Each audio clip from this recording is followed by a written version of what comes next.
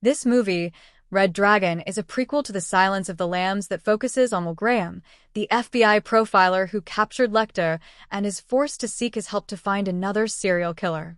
The brilliant psychiatrist, Dr. Hannibal Lecter, sat through a local concert, enduring the dreadful performance of a musician whose talent offended his refined sensibilities.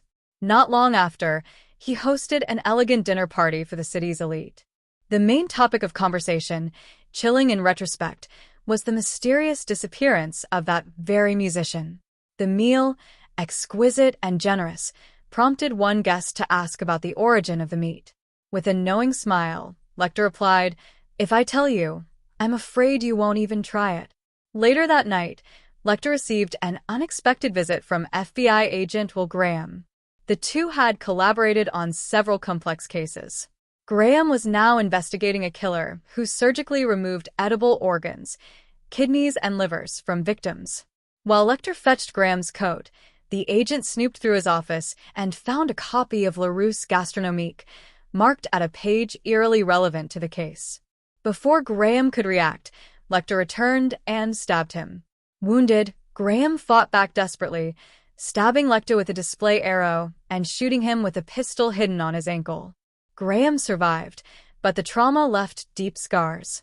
He retired from the FBI and sought peace. Lecter was captured, tried, and sentenced to life in an institution for the criminally insane. Years passed. A new killer emerged, the Tooth Fairy, who slaughtered entire families on full moons. Special Agent Jack Crawford, desperate for help, sought out a now-retired Will Graham. Will, living a quiet life with his wife Molly and stepson Josh, reluctantly agreed to consult, but only to examine the scenes, not pursue the killer. At the last victim's home, Will noted the strange detail of broken glass in the victim's eyes and talcum powder, suggesting the killer had removed his gloves. He instructed that the eyeballs be checked for fingerprints, and a partial print confirmed it. Graham, believing his part was done, prepared to go home. But Crawford pushed him. Their greatest victories had come through Lecter's twisted insight. Graham realized he had to consult Lecter again. Complicating matters was the ever-invasive tabloid reporter Freddie Lowndes, now covering the Tooth Fairy case.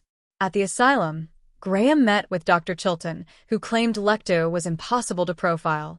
Lecter, in his glass cell, disagreed. When Will claimed he was no match for Lecter's mind, Hannibal coolly reminded him, "You're the one who caught me. Luck had nothing to do with it."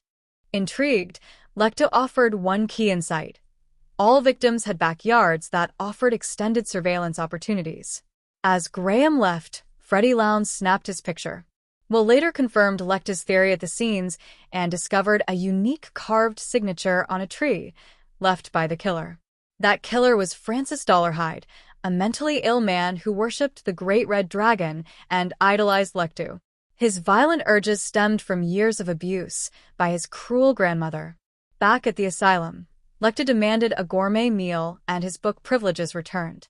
In exchange, he offered a chilling clue. Dolarhyde had likely killed before. Will's colleague Langley identified the tree carving as the red dragon symbol, and the investigation turned toward decoding its meaning. Secret correspondence between Lecter and Dolarhyde soon sabotaged the case.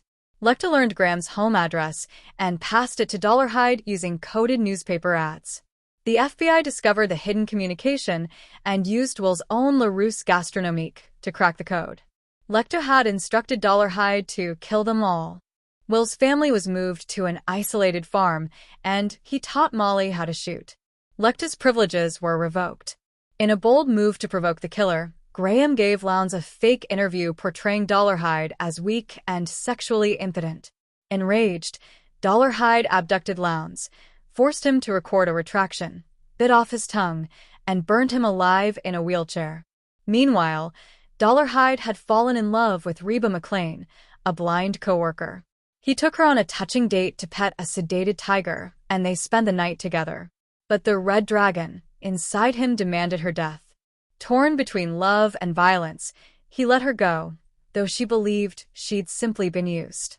In a desperate attempt to banish the dragon, Dolarhyde went to the Brooklyn Museum and ate the original Red Dragon painting.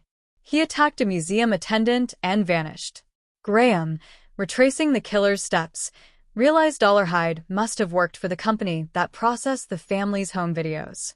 That explained his knowledge of the victims' houses.